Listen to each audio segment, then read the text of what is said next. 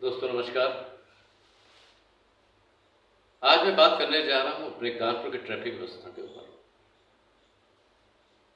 इधर हमारे डीसीपी रवीना त्यागी जी ने जब से कार्यभार संभाला है डीसीपी ट्रैफिक का, तब से निश्चित तौर पे कानपुर में ट्रैफिक व्यवस्था काफ़ी दुरुस्त हुई है और सराहनीय कार्य है, क्योंकि इस ट्रैफिक व्यवस्था के लिए इसके पहले कभी भी नहीं लगता था शायद इसकी इस व्यवस्था को अच्छा किया जा सके। लेकिन जब से ट्रैफिक व्यवस्था डीसीपी रवीना त्यागी जी के हाथ में आई है, तब से काफ़ी अच्छी दुरुस्त व्यवस्था हो गई है और लोग खुशहाल हैं।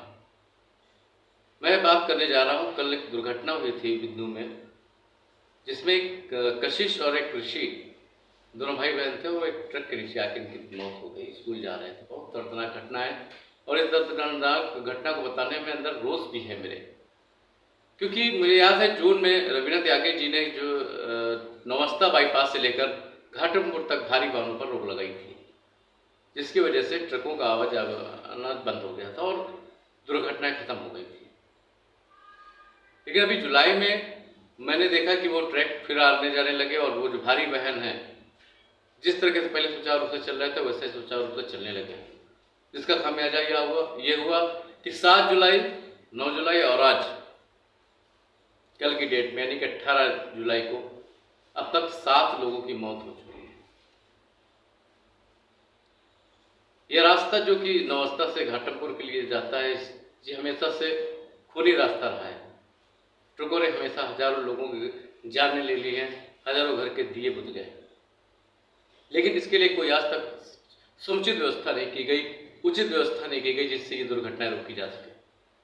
जब डीसीपी द्वारा ये कदम उठाया गया तो अच्छा लगा कि कम से कम वो बेगुनाह जो ट्रक के नीचे आके मर जाते हैं, किसी घर का चिराग चला जाता है, कम से कम चिराग तो नहीं बुझेंगे।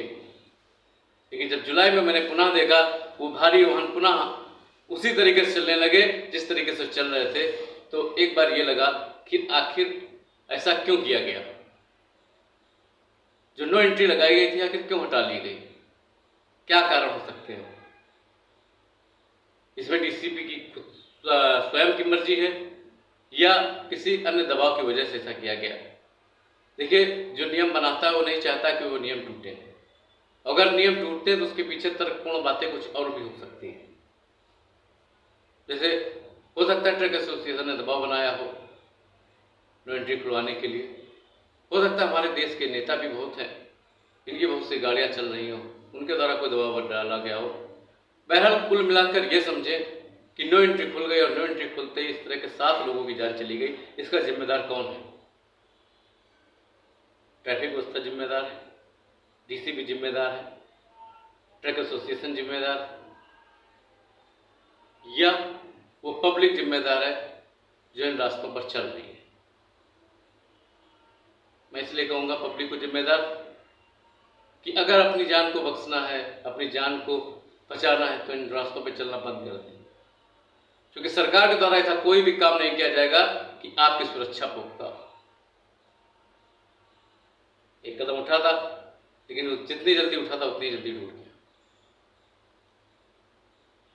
डीसीपी साहब, एक बात मैं बताना चाहता हूँ। एक इतिहास में आपने भी पढ़ा होगा, मैंने भी पढ़ा है कि एक राजा था जो बाहर से आया था जिसका नाम था सिकंदर।